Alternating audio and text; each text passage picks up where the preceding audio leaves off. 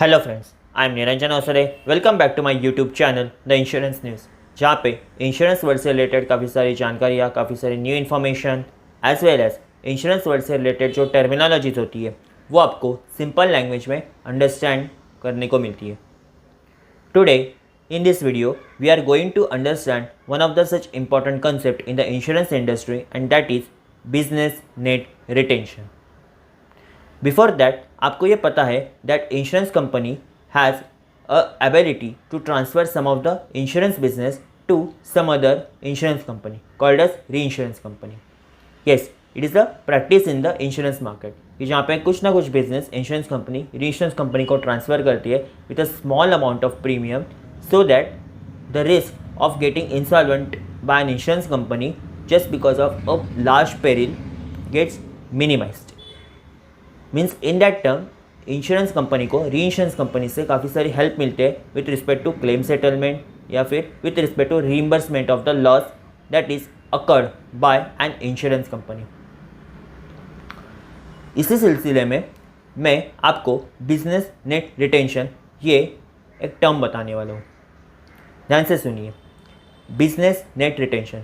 So the simple meaning of the term business net retention is nothing but how much insurance company retaining the policy in its own books after deducting various types of charges बोल सकते हो, या फिर आप simple terms में कहो that various types of deductibles from its own books. अब ये डिडक्टिबल्स क्या होते हैं? So in this case deductibles will be your labs policies, जो पॉलिसी इंश्योरेंस कंपनी ने इशू की थी but policy holder was not able to or is not able to pay the premium for such policies on due date or in grace days, then it becomes a lapse policy. The policies which are cancelled, either surrender or either cancelled by an insurance company through the short rate cancellations. और third, जो कि most important aspect होता है insurance company में, that is transfer to reinsurance company for certain amount of premium. ये तीन primary causes है जहाँ से इंश्योरेंस कंपनी के बुक्स ऑफ अकाउंट से या फिर बुक से इंश्योरेंस के बिजनेस को रिड्यूस किया जा सकता है। And after deducting all these types of deductibles from the books of insurance, how many policies are retained by an insurance company, ये पता चलता है आपको बिजनेस नेट रिटेंशन के बारे में। Now why this term is so much important for an insurance company? Look, ये term primarily focus करती है on profitability and growth of the insurance company, यानी कि जितने ज़्यादा पॉलिसीज इंश्योरेंस कंपनी के बुक्स ऑफ अकाउंट्स में होंगे, बुक्स में होंगे बेटर, उतना ज़्यादा इंश्योरेंस कंपनी को प्रॉफिट अर्न करने का चांसेस रहते हैं। That means if the insurance company transfers more amount of insurance policies to the reinsurers और not able to continue the policy just because of either from the end of policy holders reason or from the end of insurance company's reason, the retained policies will get reduced. जितना ज़्यादा exits होते जाएगा insurance company के books से कोई भी policies का, कोई भी बिजनेस का, उतना रिटेंशन कम होते जाएगा इंश्योरेंस कंपनी के बुक्स में, and ultimately that will impact the profitability and long term growth of the insurance company. इतना भी आप ध्यान में आ जाएगा कि कोई भी इंश्योरेंस कंपनी, चाहे कितना भी रीइंश्योरेंस कवर अच्छा हो या ना हो, रीइंश्योरेंस कंपनी अच्छी हो या ना हो, no insurance company will transfer the most profitable business to the reinsurance company. Otherwise उसका क्या यूज रहेगा? The insurance company will not able to generate that level amount of profit.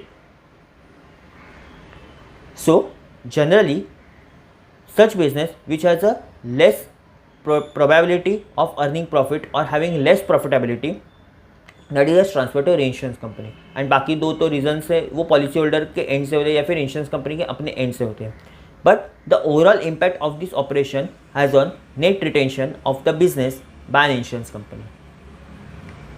सो इसका ये मीनिंग हो जाएगा दैट जितना ज़्यादा रीइंश्योरेंस कंपनी के पास बिजनेस चला जाएगा या फिर बिजनेस इंश्योरेंस कंपनी के बुक्स ऑफ अकाउंट्स में कम होता जाएगा, उतने अमाउंट पे इंश्योरेंस कंपनी का profitability will gets down and it will impact the long term growth of the insurance company. But vice versa, कि जितना ज़्यादा insurance company will able to retain the business in its own books, then the profitability and the long-term growth can be achieved by an insurance company. अब ये net retention ratio या फिर जैसे हमने कहा कि बिजनेस नेट रिटेंशन, ये कैसे कैलकुलेट होता है? So it is calculated by a simple formula, number of net premiums divided by number of gross premiums return by an insurance company.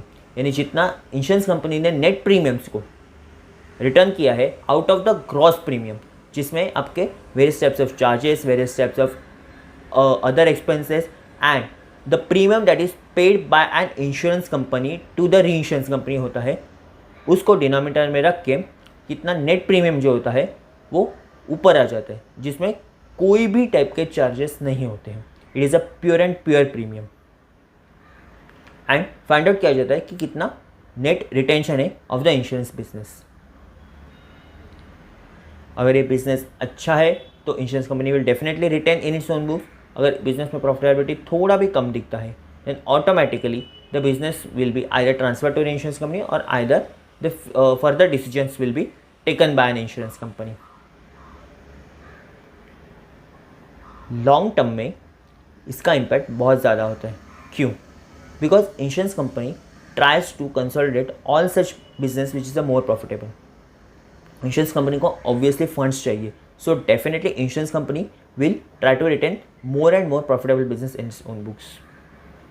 इसका मैं एग्जांपल दे दूँ, so let's suppose that insurance company has issued 1000 policies in 2024 financial year 2023-24, and out of that by various reasons 50 policies gets out from the books of insurance company।